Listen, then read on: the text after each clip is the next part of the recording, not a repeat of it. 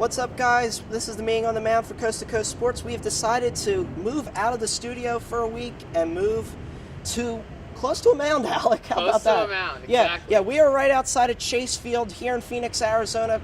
Only a few blocks from our headquarters, but man, if we were here last year, we wouldn't be as... we would be happy talking about baseball outside of a baseball park, but not as happy as this town is now, as the D-backs have a magic number of 3 combined wins and Brewers losses to make their first postseason appearance in 6 years. First, let's start with Alec, the resident D-backs fan. How do you feel about this team? Oh, it's been a great ride this year, the Diamondbacks. They've played very well. Offense has been a little sporadic. Brought JD Martinez in. He's come in and hit 25 home runs. Starting pitching has been phenomenal. Second best ERA in baseball, coming off a season where they were the worst team, had the worst starting pitching ERA in baseball. And then the bullpen. Archie Bradley has emerged. He was a former number 5 overall pick. Big expectations. Never really worked out as a starter, but since his move to the bullpen to be the setup role, he's been the best reliever in baseball this year with a 3.8 WAR. And also a 1.17 ERA, which is lower than some closers' ERAs. He's had a phenomenal year. In baseball, did you honestly think that this was coming like a year? I mean, 2015 they were about a 500 team. Last year they took the step back with the management. But did you see a team like this coming this quickly? I not a chance. But Mike Hazen and Torey Lovello, brought over from Boston, have done a phenomenal job with this team. The farm system is still a little weak, so it is interesting to see the future. But right now, the stars are playing well. Goldschmidt's played great. Martinez, Greinke's been the ace that they paid for 2 seasons ago. So it's all come together, and it's been a great ride for the Diamondbacks so far this season, as they're in position to clinch a postseason berth this weekend. This weekend at home, which is pretty crazy. Now, in contrast, I actually believed after 2015 that this team was going to be a playoff team last year, but obviously injuries, adjustments for Zach Greinke to a pitcher's park didn't help as much. The bullpen was awful last year for this team, but in 2017 they are close to a playoff team. And right now, the wild card standings, Arizona in that first wild card spot, 88-65. Now they're not going to win their division. I mean, that record would win a division. Would win the NL Central at least. The Dodgers, a win or D-backs loss away from clinching the NL West. But another NL West team, the Colorado Rockies, they sit with the second wild card spot with 82-71. But the Brewers are right behind them, 81-72. The St. Louis Cardinals just finished off a sweep in St. Louis. They are 80-72. Do you think the NL Central teams have a shot to pass the Rockies? I think the Brewers do have a shot. If they want to do it, they got to do it this weekend when they play the Cubs. They're also in a position to possibly take the NL Central. They're 4.5 games behind, so they definitely need to win the rest of these 3 games at home. Tough one last night. But I do think it can be done. Don't forget about the Cardinals. They've snuck in right behind the Brewers since both the Brewers and the Rockies have gone on a little down surge. But watch out, because the Diamondbacks are in position to host the wild card game, but that number 2 spot has not been settled yet. Absolutely, and there's no guarantee the Diamondbacks will win the wild card game. But you look at it, Milwaukee and St. Louis do battle in the final series of the year. Colorado should not be struggling the way they are right now. They're playing some really weaker opponents. They just got swept in San Francisco. They lost last night to San Diego to start a 4-game set. Things are not looking that good for the Rockies right now. They have to face the Dodgers to end the season.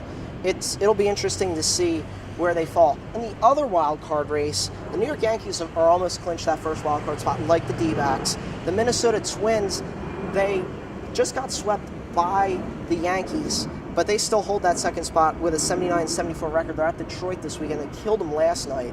But then 2 teams are now tied right behind them to try to fight for that wild card spot, and that is the Angels and now the Texas Rangers, and they are both have 500 records of 76-76. The Angels just got swept by the Indians. The Rangers have won 4 straight. They just swept the Mariners. Rangers are in Oakland. The Angels are at Houston. Houston already clinched. How do you see the AL wild card picture looking forward? I do think the Yankees got it locked down now that they swept the Twins this week at home, put them in a great spot, and definitely the Twins understand it won't be an easy matchup when they go to Yankee Stadium. But I do think the Twins hold on to this. The Angels had a terrible series against the Indians, got swept at home. The Rangers have come back, though, but I do think the Twins will hold on to this with an easy schedule. They have 6 games against the Detroit Tigers, the second worst team in the American League this year. Well, that's another thing, though, is besides the Tigers, they play the Cleveland Indians. That might be a tough series for them. The Texas Rangers, they have Oakland this weekend and to close out the season, but they do play the Houston Astros, but they get to host them. A little bit of an advantage there for the Rangers. Finally, we talked last week some awards. We gave out Managers of the Year, Comeback Players of the Year. You mentioned Archie Bradley. Let's talk about Relievers of the Year in both leagues. And for you, is Archie Bradley your National League Reliever of the Year? He definitely is. He's just been tremendous this year. Going multiple innings when needed to, dominating hitters with his great fastball and a knuckle curveball to give him a change of pace. Been dominant, been attacking the strike zone, pitching with a lot of confidence that he had not found in the big leagues yet. And this is definitely someone the Diamondbacks have rallied around, and Major League Baseball is rallying around, seeing the emergence of a star now. Yeah, but at the same time, a lot of awards voters give these awards to closers. Now, I believe the reliever of the year is Kenley Jansen. He has a 5-0 record. He's 39 out of 40 in save opportunities, a 1.25 ERA, 102 strikeouts.